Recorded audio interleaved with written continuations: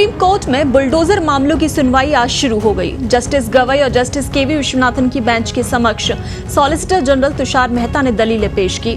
मेहता ने कहा कि जो कार्रवाई की गई है वो म्यूनिसिपल कानून के अनुसार ही की गई है।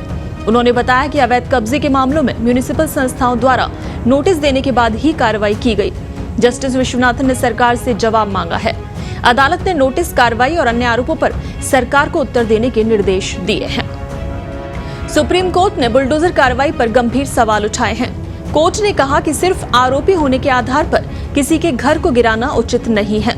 अदालत ने शासन और प्रशासन की कार्रवाई पर सवाल उठाते हुए कहा, अगर कोई व्यक्ति दोषी भी है तो भी उसके घर को गिराया नहीं जा सकता।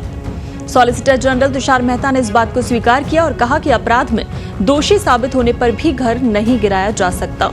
उन्होंने स्पष्ट किया कि जिनके खिलाफ कार्रवाई हुई है वो अवैध कब्जे या निर्माण के कारण निशाने पर हैं, न कि अपराध के आरोप की वजह से।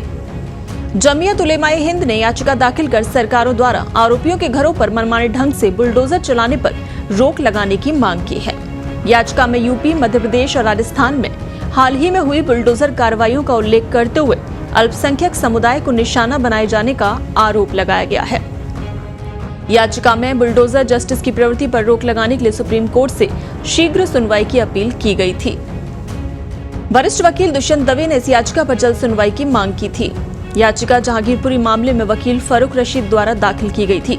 याचिका में कहा गया था कि राज्य सरकारें हाशिए पर मौजूद लोगों, खासकर अल्पसंख्यकों के खिलाफ दमन चक्र चलाकर उनके घरों और संपत्तियों पर बुलडोजर चलाने को बढ़ावा दे रहे हैं, जिससे पीड़ितों को कानूनी उपाय करने का मौका नहीं मिलता।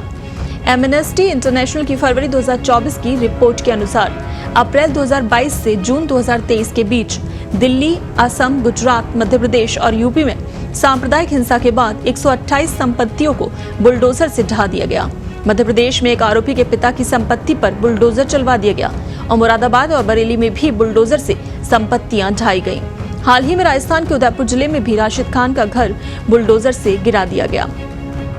तो इसी बुलडोजर एक्शन को लेकर याचिका लगाई गई थी, जिस पर सुप्रीम कोर्ट में आज सुनवाई शुरू हुई और सुप्रीम कोर्ट ने इस कार्रवाई पर अब गंभीर सवाल उठाए हैं और कोर्ट ने साफ कह दिया है कि सिर्फ आरोपी होने के आधार पर किसी के घर को गिराना उचित नहीं है। साथ ही शासन प्रशासन की कार्रवाई पर सवाल उठाए हैं और ये भी कहा है, अगर कोई व्यक्ति दोषी भी है तो भी उसके घर को गिराया नहीं जा सकता है।